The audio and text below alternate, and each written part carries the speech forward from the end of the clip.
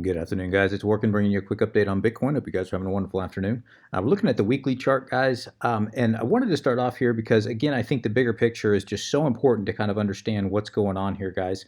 Looking at the weekly chart, we've just had, of course, this beautiful breakout above the three areas of resistance that I've been talking about for the last, a month or two, or 2 months, 3 months, something like that. And we came up here, guys, and we just had a perfect hit right off the 618 fib level. In other words, if I go, or excuse me, right off that golden pocket between the 618 and the 65 fib level. So if I come over here and we drop, we go swing high, swing low, we can see we just perfect technical hit right inside that golden pocket there. Why is that so significant? Well, excuse me, for a few reasons, guys. If we come back here and we look at, I pointed this out before, we have kind of this no man's land, this area of strong resistance, even though to the naked eye it's not quite as obvious, right here. In fact, a lot of people were saying they didn't see any resistance in there at all, which is just not true. We can see, as I pointed out last time, guys, as price was coming up here, that was the first major pivot point where it came back down. We had a nice retracement before continuing back up. So that was sitting right there at that $5,000 mark. And then finally, we were able to push through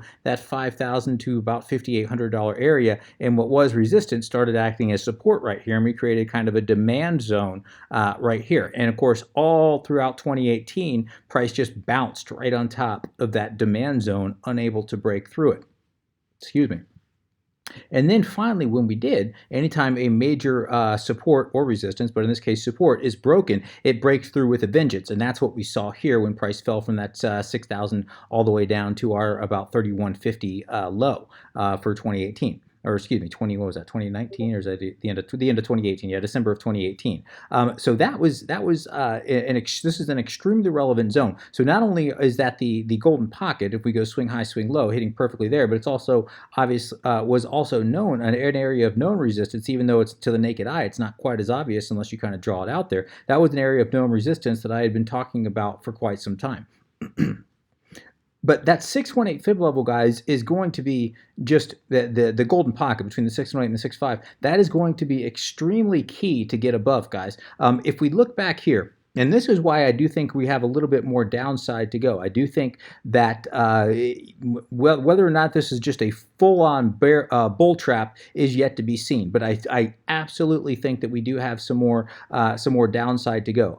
It doesn't mean that has to happen. I mean, if this is the bull run that everyone's been waiting for, it should just fly up here, well through 6,000 and just disregard all the areas of resistance on its way up. And that certainly is possible. But until that happens, guys, we have to keep our wits about us, and we have to look at what the charts are telling us. And the charts telling us, guys, that we should have will likely have a little bit of a pullback. In fact, anytime you break a major area of resistance, which 4120, there's no question 4120, which was a major area of resistance, at least on a lot of exchanges like Coinbase, like Bitstamp, that was a major area of resistance. It was a little bit higher on Bitfinex, as I've always told you. But this area, no matter what exchange you're looking at, we broke, whether it was at 4250 on Bitfinex or at 4120 on Coinbase. This area was an extremely hard resistance to get through. I bring that up because probability-wise, anytime a major resistance is broken through, oftentimes probability, I can't remember the exact numbers, like 60, 70%, it'll come back down and retest that resistance, and it should start to act as support. So that alone would tell you that probability-wise, we're going to come back down and test that support. Doesn't mean it has to happen. Just means, probability-wise, it will. But looking at this, the fact that we found resistance right at that golden pocket, in fact, I'm going to go ahead and draw it out here again just to emphasize my point, right at that golden pocket, guys, and bounced hard, rejected hard right off that area, is very relevant. Until we get above that, guys, be very careful. So let me point this out. Let me go ahead and make my point.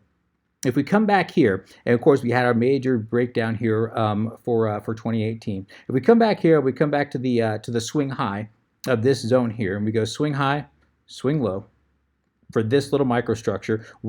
From this swing high to this swing low, where did price retrace? Right to that golden pocket. Hit that golden pocket and then right back down. Continued right back down. Now again, we're looking at the weekly, so continued right back down is a relative turn. It took 2 weeks to continue right back down, but looking at the overall chart, hit that zone and bounced right off it hard. All right, so let's come back to the next swing high, which is right here. Swing high, swing low. There we go. Swing high, swing low. Where did the swing high retrace to? Once again, right there perfectly at that golden pocket. Hit that golden pocket and then rejected hard, came right back down. In case you think 2 times is just a coincidence, let's go for a third. Swing high. Excuse me, 1 second, guys. Okay, sorry about that, guys. I had to pause the video. Then a new climate up here, and the allergies are killing me. So anyway, swing high, swing low, and I'll zoom in here so you guys can see a little bit better. What do we have? Perfect hit right again off of that golden pocket right there between that 618 fib level and that 65 fib level. Now, it doesn't always happen that way. In fact, if we go to the next swing high, swing low, so and then it gets so small that you start to split hairs, because we were converging in that descending triangle there, and of course it got so small that it was just almost impossible to measure. But let's go ahead and measure it anyway. Swing high, swing low. And this time we didn't quite make it to our 6.5. We bounced pretty close right there to the 50. But you're getting my point, guys. Anything at or below that golden pocket is still just a continuation of the trend. In this case, the downtrend.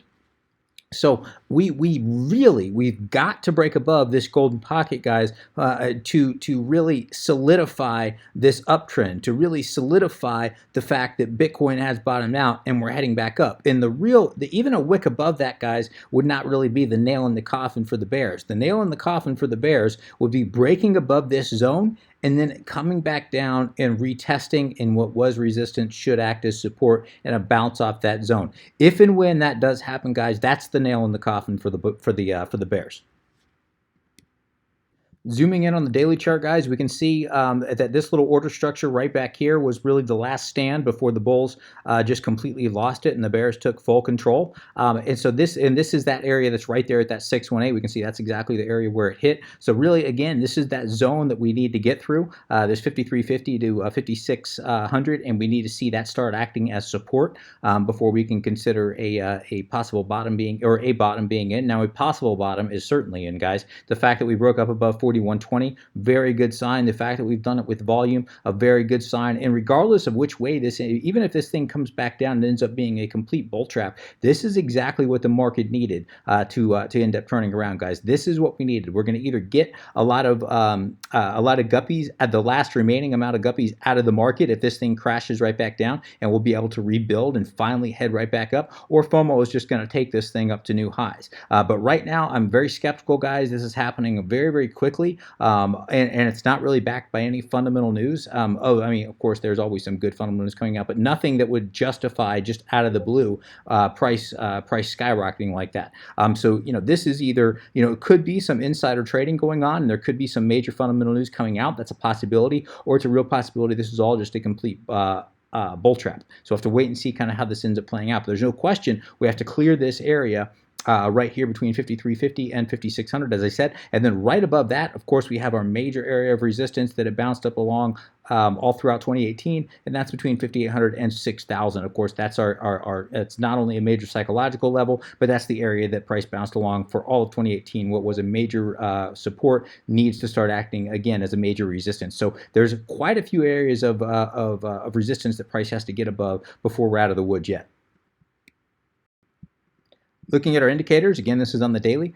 We can see that the daily RSI very overbought, sitting at about 89. Again, that is suggesting we should see at least some kind of a pullback here soon. And looking at the MACD, we can see the signal line and the MACD line are extremely stretched, guys. You kind of sometimes think about this as think about these lines as kind of a rubber band. They can only get stretched so hard, and typically the harder and the longer, I should say, that they are stretched, the more stretched out they get. Just like a rubber band, the faster and the harder they bounce back in the other direction. Now, that's not always the case, guys, so no question. There's always exceptions, but again, until we see the exception, guys, you have to go by probability, and probability says we should see a nice little snapback here in the next week or so.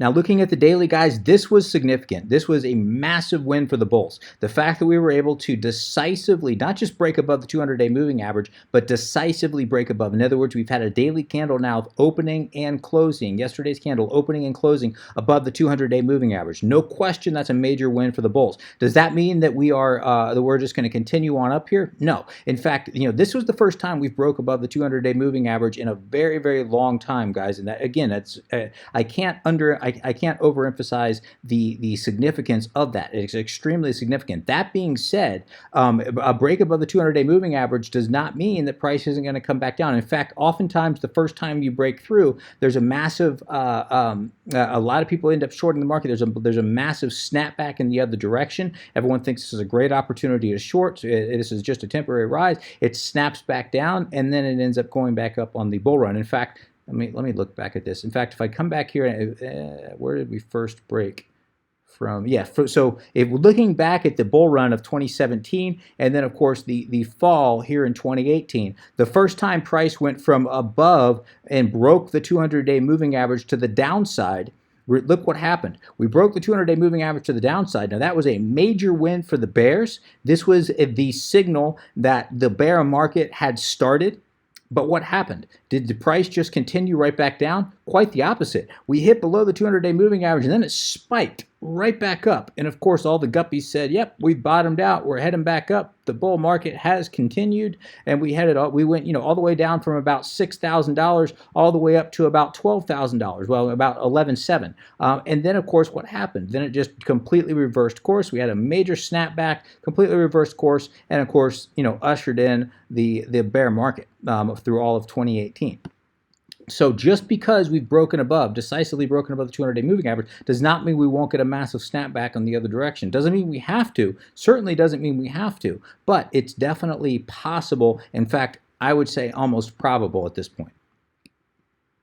Looking at longs versus shorts, we're kind of at a standoff. We had shorts completely get liquidated, and then as fast as they dropped, they almost climbed just as fast here, guys. And of course, I think this led to a lot of the that little secondary spike that we had from just under 5,000 to about what would it go to, about 5,300 ish. Anyway, I'm not going to go back and look, but yeah, somewhere around 5,300. And so I think a lot of that was trying to liquidate short positions, and they did a little bit, but they overall shorts have held strong. Looking at longs, we're seeing a little bit of a drop off in longs. We had a nice little rise there, a little bit of a drop off in longs now, and I think the market is taking a breath, waiting to see, retail is waiting to see how this is going to end up playing out. And I also think that market makers are sitting here waiting to see what retail is going to do, so they know which way to drive the market. Again, that's pure speculation on my part, just complete speculation. But there's no question that we're seeing a pause. We saw a nice stacking in the longs, saw a nice stacking in shorts, a little bit of a drop off. And now there's this pause, this awkward pause to wait and see what retail is going to do and wait and see if market makers react in kind. So it's very interesting. Keep an eye on longs versus shorts, guys. Definitely, if one starts stacking while the other starts dropping, watch out. Depending on which way it's going, watch out for the liquidation move. So if longs are stacking, watch out for the drop to liquidate. If shorts are stacking, watch out for the rise to liquidate. Looking at volume sitting at about 20.8 billion on the day, guys. That is just phenomenal volume. Yes, a lot of that is wash trading. I always get your comments saying, don't you know that there's a lot of, yes, we understand. A lot of this is wash trading, et cetera, et cetera. But real volume, some of those exchanges some of those sites that track real volume is also up double digits. So yes, a lot of this is wash trading. A lot of this is also real volume as well. The majority is probably fake volume, but there's no question the real volume is going up substantially. So we see, and all we can do is look at it as a whole. And looking at it as a whole, guys, I mean, we literally more than doubled in volume overnight, literally overnight. If we're just looking at volume here, guys. So this is, I mean, we've been above 20 billion for 3 days now. And if it can close again above 20 billion on the day, that's not insignificant. That is incredible. So yes, we're definitely getting enough volume to push the market. Now that also means that the market could tank. I mean, just because we've got a lot of volume behind there means that we could get major moves, but it doesn't just mean we could get a major move up. We could get a major move down as well. Overall, it's a very, very bullish thing that we're seeing so much interest in the market right now. Now I think we're going to pull back in the next. I think by the end of this week, I think by by Sunday. In the next few days here, we're going to likely pull back to 4,500 or 4,550-ish, somewhere thereabouts, somewhere to the top of this order block right back here, at least, if not this area right here between 44 and 4250, if not our all-important 4120 zone here. And this is the zone, the 4120, that's the zone that has to hold. This is the zone that has to start acting as support. If it does not, then we can just count this all as a bull trap, guys, and watch out below. I don't think we're going to come down to create new lows. I think the low, if that does happen, and I'm not saying it's likely, but if it does happen, I think we'd be coming down and at the most testing the prior low at about 3150, 3200. I think that's as low as it would go. I don't think that's probable. I think that's possible, though, that we could go that low, but I don't think it's going to go low. That I still believe that the likelihood the bottom is in. Very likely the bottom is in. It's just a matter of, are we going to retest that volume on the way up? But guys, this was a very, very, very bullish move. Regardless of this ended up being a bull trap, it was a very bullish move, a much needed move to get the market overall long-term moving in the right direction. So how am I playing this, guys? I've got buy orders stacked here at 4,500 all the way down to 4,100 with a tight stop loss right below that, knowing that if that does break down, the 4,100 does break down, or excuse me, 4,000 does end up breaking down, guys. It'll be, in my opinion, it's going to crash through 39, crash through 38, and very likely come down to 36 to 35.50. If that happens, again, not saying it's going to, just saying that's kind of how I'm playing this. And if we can get below 4,000, guys, and down into this area, I will scoop up Bitcoin down here all day long.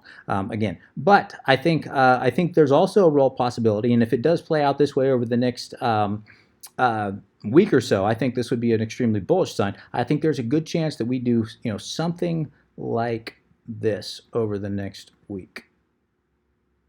And what does that look like?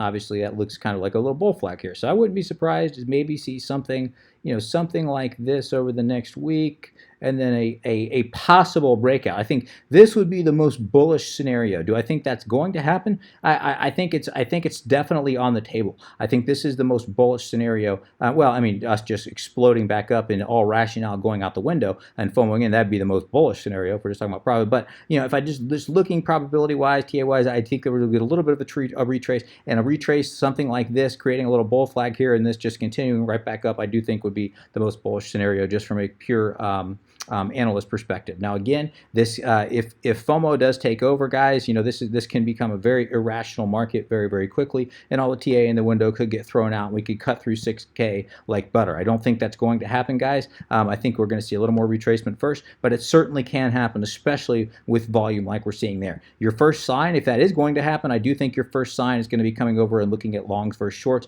If you see shorts stacking off the board with longs stagnant or falling off, get ready for another short squeeze and get ready for price to crash up above major areas of resistance. So anyway, guys, I'm going to go ahead and wrap it there. If you have any comments, questions, suggestions, please let me know in the comment section below. As always, would appreciate an upvote if you have enjoyed this content. Till next time, guys, please trade safe. Take care of yourselves. This is Working. Signing out.